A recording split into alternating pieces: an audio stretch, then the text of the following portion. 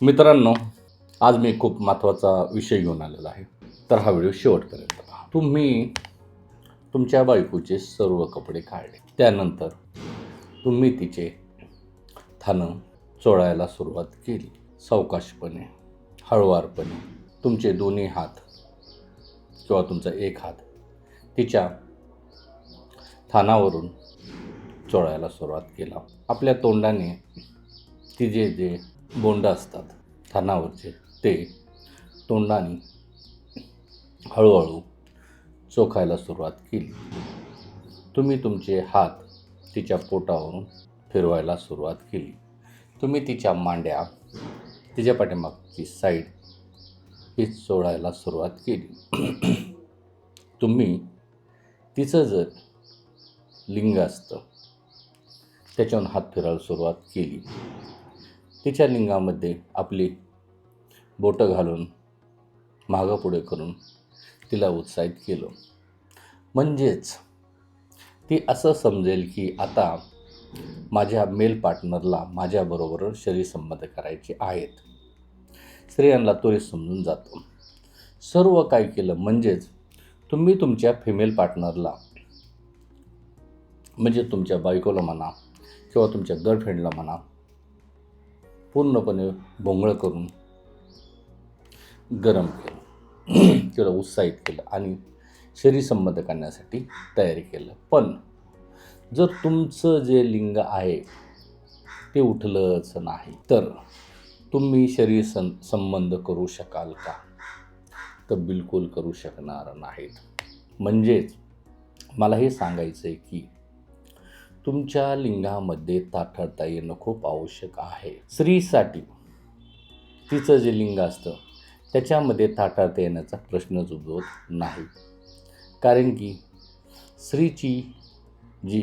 स्त्रीचं जे लिंग असतं ते एका जागेवर असतं, आपलंही एका जागेवर असतं. पण त्याच्यामध्ये ताठरता येणे हे नैसर्गिकदृष्ट्या आवश्यक नसतं. पण पुरुषासाठी त्याच्या लिंगामध्ये ताठरता येणं आवश्यक असतं. कारण की आपलं जे लिंग असतं हे पूर्णपणे लूज असतं.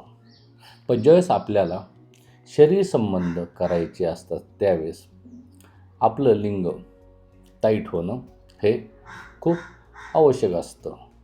पण अनेक लोकांच्या लिंगामध्ये शरीरसंबंध करताना ताठरता येत नाही. जे लोक आपल्या गर्लफ्रेंडला लॉजवर घेऊन जातात किंवा आपल्या गर्लफ्रेंडच्या घरी शरीरसंबंध करण्यासाठी जातात त्यावेळेस अनेक लोक हे शरीरसंबंध करायला तर जातात पण त्यांच्या लिंगामध्ये ताठरता येत नाही. त्यामुळे त्यांना अपमानित व्हावं लागतं. अनेक लोक ज्यावेळेस शरीरसंबंध करायला जातात त्यावेळेस मेडिकलमधून गोळ्या घेऊन ते खातात व नंतर शरीरसंबंध करतात. पण हे तुमच्यासाठी घातक आहे. मित्रांनो, जगामध्ये शरीरसंबंध करायचे असतील तर तुमच्या लिंगामध्ये ताठरता येणं आवश्यक आहे. अनेक लोकांच्या लिंगामध्ये ताठरता येत नाही. काय येत नाही हे अनेकाला माहीत नसतं. उपचाराअंती त्याच्यामध्ये ताठरता येते. तुम्हाला जर असं वाटत असेल की आपल्याला चांगले शारीरिक संबंध करायचे तर तुम्ही उपचार घेणं आवश्यक आहे. तुम्हाला मी आज एक पेय सांगणार आहे. ज्या लोकांना कोणताही आजार नाही, जसे की अनेक लोकांना ब्लड प्रेशरचा आजार असतो, शुगरचा आजार असतो, हृदयाचा आजार असतो, पोटाचा आजार असतो, लिव्हरचा आजार असतो, स्प्लीनचा आजार असतो, पाईलचा आजार असतो, अनेकांना मेंटल डिसऑर्डरचा आजार असतो, काहींना एपिलिप्सीचा आजार असतो.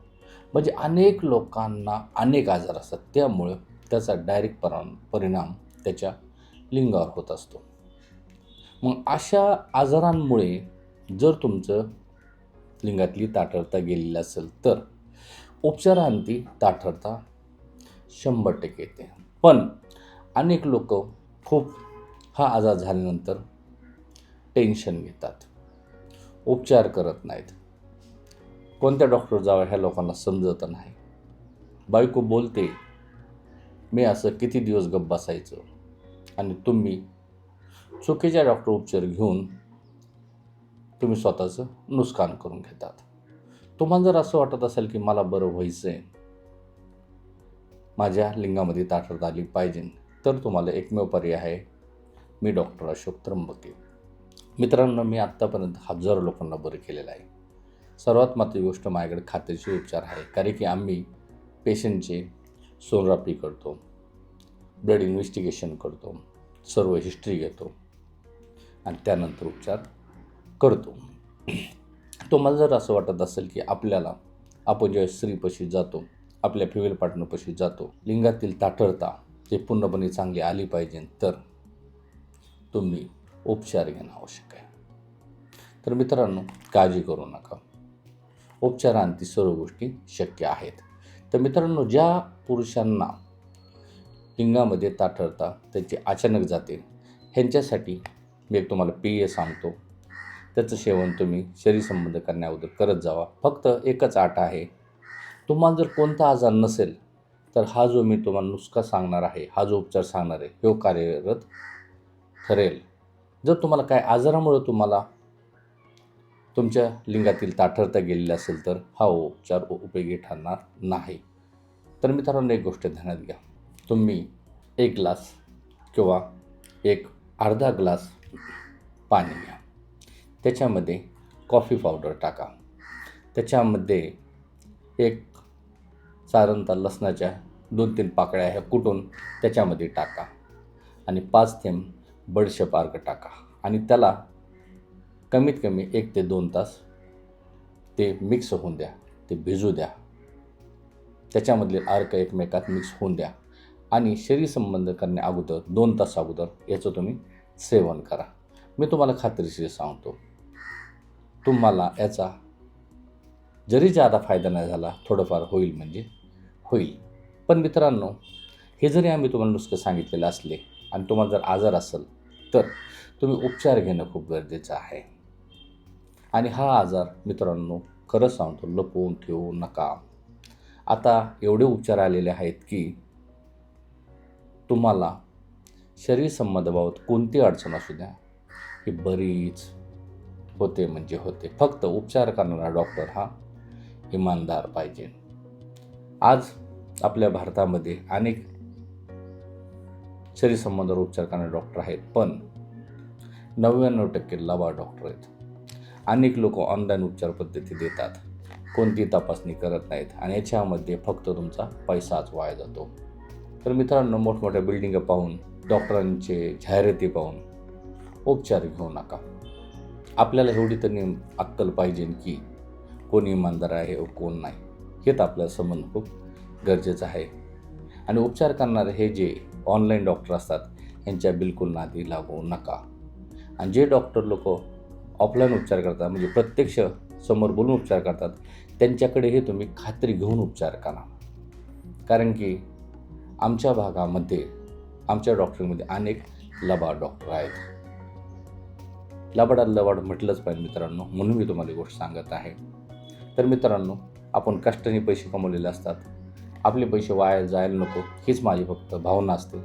शेवटी उपचार कोणाकडे घ्यायचे हे तुम्ही ठरवा, विनाकारण पैसे वाया घालू नका. जर तुम्हाला इरेक्टाईल डिस्फंक्शनचा काही त्रास असेल, म्हणजे लिंगातली ताकद निघून गेलेली असेल, किंवा प्रीमॅच्युअर इजॅक्युलेशनचा त्रास असेल, म्हणजे शीघ्रपतन त्रास असेल, बिलकुल स्टॅमिन नसेल, तर माझा स्क्रीनवर फोन नंबर दिलेला आहे, तुम्ही या आजारावर उपचार घ्या आणि कायमस्वरूपी बरे होऊन जावा. बिलकुल मित्रांनो, डिप्रेशनमध्ये राहू नका, बिलकुल निराशाग्रस्त राहू नका. जीवन हे एकदाच आहे, मेल्यानंतर परत आपण जिवंत होणार नाहीत. जीवनाचा हा चित्रपट एकदा संपल्यानंतर पुन्हा लागत नाही. तर काळजी करू नका आणि जीवनामध्ये प्रत्येक दिवस हा आनंदात जगा. जगामध्ये अशी कोणती गोष्ट नाही आहे की ती आपल्याला त्याच्यावर उपचार नाहीत म्हणून. सर्व गोष्टीवर उपचार आहेत, फक्त उपचार करणारा हा योग्य व्यक्ती असला पाहिजेत. तुम्हाला मी खात्री देतो, 100% खात्री देतो मी तुम्हाला पूर्ण बरं करून टाकेन म्हणजे टाकेन. तुम्ही बिंदास राहा, सुखाने जीवन जगा आणि आजच मनामध्ये विचार आणा की मी पूर्णपणे डॉक्टर तनमदास यांच्याकडे गेल्यानंतर बरा होणार आहे म्हणजे बरा होणार आहे. स्वतःमध्ये पॉझिटिव्ह विचार करा आणि जीवन हे आनंदात जगा. जर तुम्हाला हा मित्रांनो व्हिडिओ आवडलेला असेल तर चॅनलला सबस्क्राईब करा, इतरांना शेअर करा, लाईक करा.